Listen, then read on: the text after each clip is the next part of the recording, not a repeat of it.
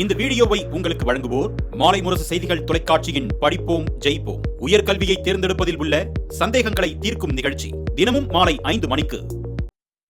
வணக்கம். மாலை முரசு செய்திகளை விரிவாக பார்ப்பதற்கு முன்பாக முதல் தலைப்புச் செய்திகளை பார்க்கலாம். இலங்கை வாழ் தமிழர்களுக்கு 10,000 வீடுகள் கட்டித்தரப்படும். இலங்கையில் உள்ள 3 கோயில்களை சீரமைக்க இந்தியா உதவும் என்றும் பிரதமர் மோடி உறுதி.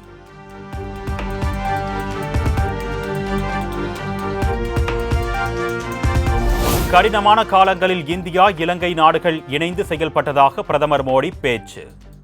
தனது வீழ்ச்சியில் இருந்து இலங்கை மிகவும் வலுவுடன் எழுந்து வரும் என்றும் நம்பிக்கை.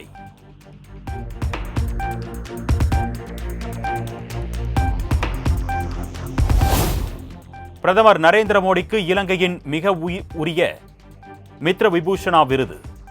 கொழும்புவில் நடைபெற்ற நிகழ்ச்சியில் அதிபர் அனுரகுமார திசநாயக்க வழங்கி கௌரவம்.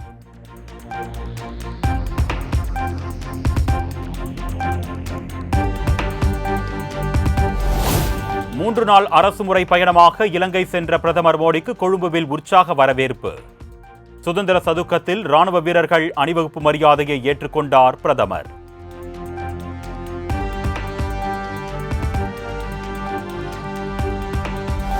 இந்திய மீனவர் விவகாரத்தில் மனிதாபிமான அடிப்படையிலான நடவடிக்கை அவசியம்.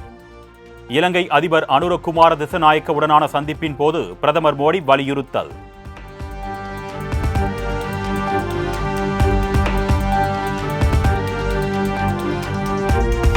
இந்தியா இலங்கை இடையே பாதுகாப்பு, சுகாதார மற்றும் மருத்துவத் துறைகளில் முக்கிய ஒப்பந்தங்கள் கையெழுத்து. பிரதமர் நரேந்திர மோடி அதிபர் அனுரகுமார திசநாயக்க முன்னிலையில் கையெழுத்து.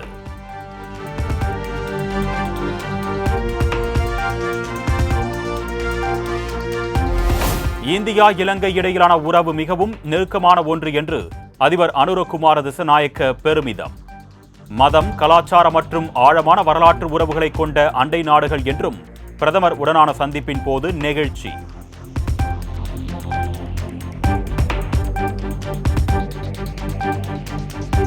ரயில்வே துறையில் மல்டி டிராக்கிங் திட்டங்களுக்கு மத்திய அமைச்சரவை ஒப்புதல். உட்கட்டமைப்பு வசதிகளை மேம்படுத்தவும் தளவாட செலவுகளை குறைக்கும் வகையிலும் நடவடிக்கை மேற்கொள்ளப்பட்டிருப்பதாக பிரதமர் மோடி எக்ஸ் தளத்தில் பதிவு.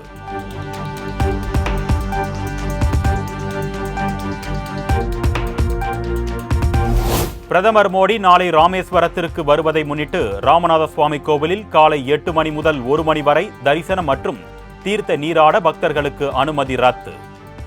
பிற்பகல் 3:30 மணிக்கு மேல் வழக்கம் போல் செயல்படும் என்று கோயில் நிர்வாகம் அறிவிப்பு.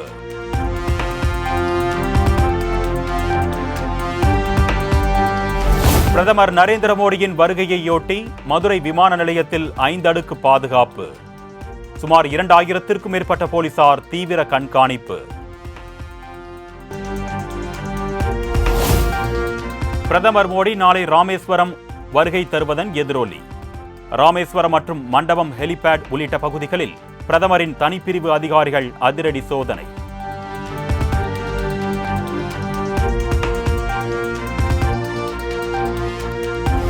இந்தியாவிலேயே அதிக பொருளாதார வளர்ச்சியை தமிழகம் பெற்றிருப்பதாக முதலமைச்சர் மு.க. ஸ்டாலின் பெருமிதம். அனைவரையும் உள்ளடக்கிய வளர்ச்சியில் தொடர்ந்து கவனம் செலுத்தி சாதனை படைத்திருப்பதாகவும் நெகிழ்ச்சி பதிவு.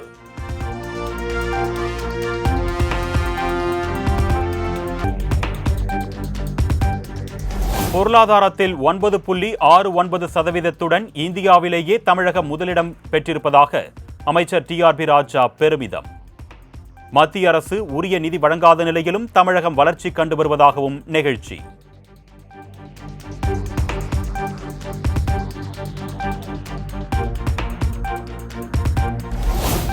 இரண்டு நாள் பயணமாக கோவை நீலகிரிக்கு சென்றுள்ள முதலமைச்சர் மு.க. ஸ்டாலின். பொதுமக்கள், திமுக தொண்டர்கள் வழிநெடுகிலும் உற்சாக வரவேற்பு.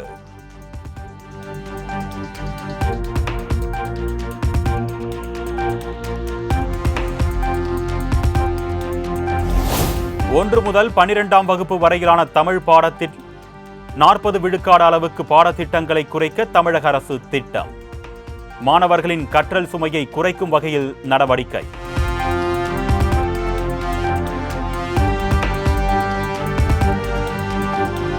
கடந்த 2022ஆம் ஆண்டு பொதுக்கூட்டம் ஒன்றில் இன உணர்வுகளை தூண்டும் வகையில் பேசியதாக தொடரப்பட்ட வழக்கு.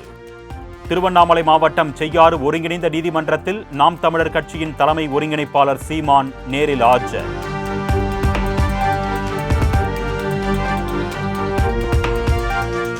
நாகர்கோவிலில் ரியல் எஸ்டேட் அதிபருக்கு சொந்தமான நிலத்தை போலி ஆவணம் மூலம் விற்பனை செய்ததாக தொடரப்பட்ட வழக்கு. திமுக முன்னாள் அமைச்சர் மனோ தங்கராஜின் மனைவி அஜிதா மீதான நில அபகரிப்பு வழக்கை ரத்து செய்ய சென்னை உயர்நீதிமன்றம் மறுப்பு.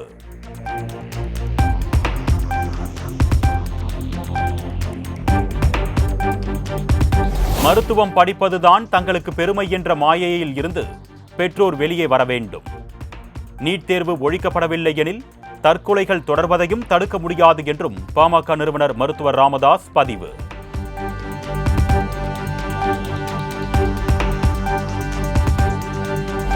சிறுபான்மை நிறுவனங்கள் உள்ளிட்ட அனைத்து கல்வி நிறுவனங்களுக்கும் டெட் தேர்வு பொருந்தும்.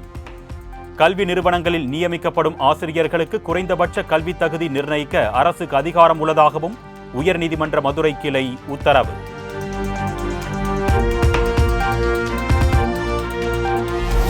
சென்னை மாவட்ட உணவு பாதுகாப்புத்துறை அதிகாரி சதீஷ்குமார் பணியிட மாற்றம்.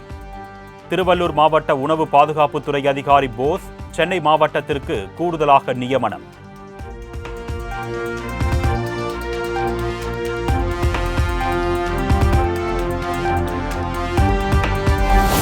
சென்னையில் எம்புரான் திரைப்பட தயாரிப்பாளருக்கு சொந்தமான இடங்களில் நடைபெற்ற அமலாக்கத்துறை சோதனை நிறைவு.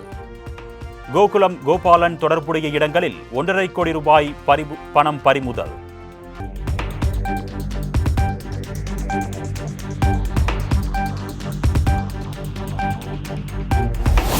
எம்புரான் திரைப்பட இயக்குனரும் நடிகருமான பிருத்திவிராஜுக்கு வருமான வரித்துறை நோட்டீஸ். இணை தயாரிப்பாளராக இருந்தபோது ஈட்டிய வருவாய் குறித்து ஏப்ரல் 29ஆம் தேதிக்குள் விளக்கமளிக்க அறிவுறுத்தல்.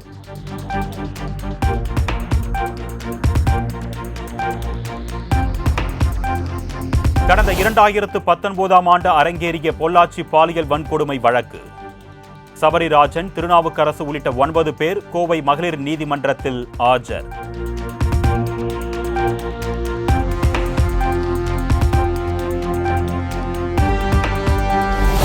தஞ்சையில் அண்ணா சிலையின் மீது திமுக பாஜக கொடியை போர்த்தி சென்ற மர்ம நபர்கள்.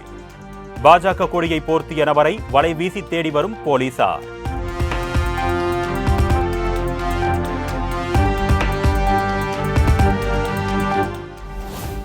நீர்வரத்து சீரானதால் குற்றால அருவிகளில் குளிக்க விதிக்கப்பட்ட தடை நீக்கம். சீராக கொட்டி வரும் தண்ணீரில் உற்சாகமாக குளித்து மகிழும் சுற்றுலா பயணிகள்.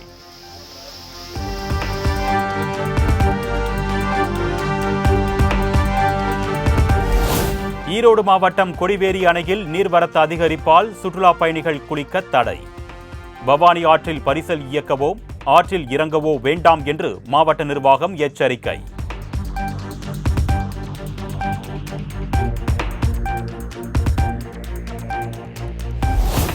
தேனி சோத்துப்பாறை அணையின் நீர்மட்டம் ஒரே நாளில் 16 அடி உயர்வு. அணைக்கான நீர்வரத்து 81 அடியாக அதிகரித்திருப்பதால் விவசாயிகள் மகிழ்ச்சி.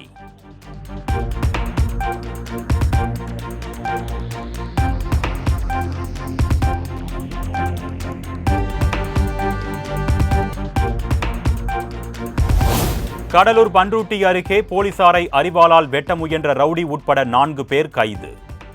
போலீசார் துரத்திய போது பள்ளத்தில் தவறி விழுந்த 2 பேருக்கு எலும்பு முறிவு ஏற்பட்டு மருத்துவமனையில் அனுமதி.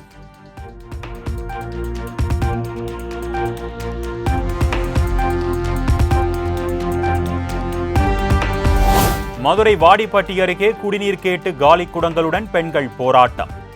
திடீரென சாலை மறியல் போராட்டத்தில் ஈடுபட்டதால் போக்குவரத்து பாதிப்பு.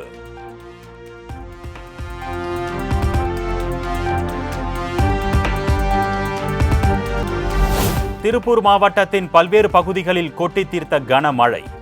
தாழ்வான பகுதிகளில் உள்ள வீடுகளை மழைநீர் சூழ்ந்ததால் மக்களின் இயல்பு வாழ்க்கை பாதிப்பு.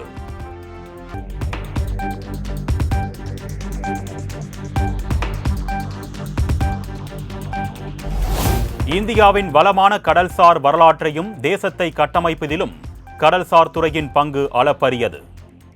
தேசிய கடல்சார் தினத்தையொட்டி பிரதமர் மோடி நெகிழ்ச்சி பதிவு.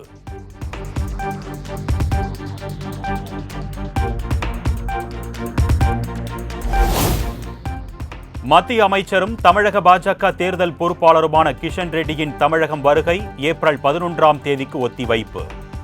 ஏப்ரல் 7 மற்றும் 8ஆம் தேதிகளில் வருகை தர இருந்த நிலையில் வருகை ஒத்திவைக்கப்பட்டிருப்பதாக தகவல்.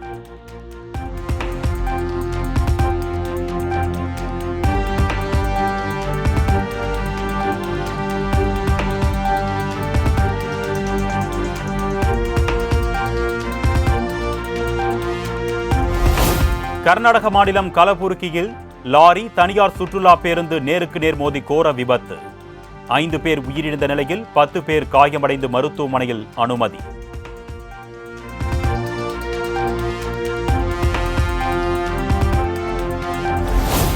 மேற்கு வங்க மாநிலம் முர்ஷிதாபாத்தில் கட்டில் மெத்தையை காராக மாற்றி சாலையில் ஓட்டி சென்ற இளைஞர். இணையத்தில் வைரலாகி வரும் வீடியோ.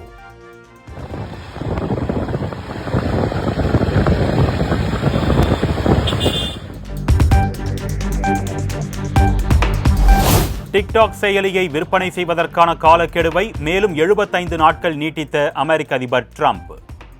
தேவையான அனைத்து ஒப்புதல்களும் பெற்று கையெழுத்திட அதிக வேலைகள் செய்ய வேண்டியிருப்பதாக விளக்கம்.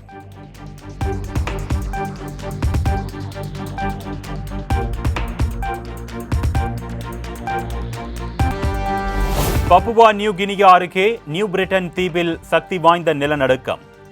ரிக்டர் அளவில் 7.1 பதிவானதால் சுனாமி எச்சரிக்கை விடுப்பு.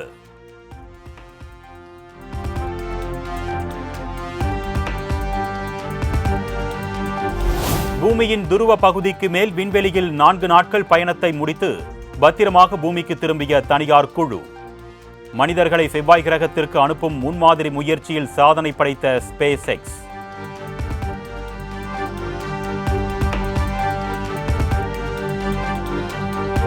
தென்கொரிய அதிபர் யூன் சுக் யோல் பதவி நீக்க தீர்மானத்தை உறுதி செய்த நீதிமன்றம். புதிய அதிபரை தேர்வு செய்ய 60 நாட்களுக்குள் தேர்தல் நடத்த உத்தரவு.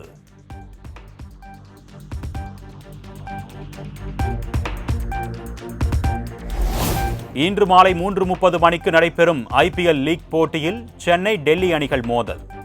இரவு 7:30 மணிக்கு நடக்கும் மற்றொரு போட்டியில் பஞ்சாப் கிங்ஸ் 11 ராஜஸ்தான் ராயல்ஸ் அணிகள் பல பரீட்சை.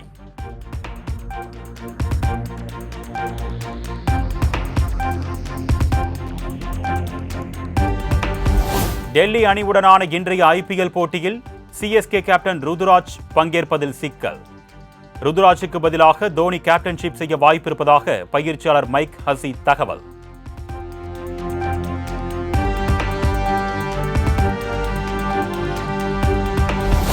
சென்னையில் ஆபரண தங்கத்தின் விலை 2வது நாளாக சரிவு.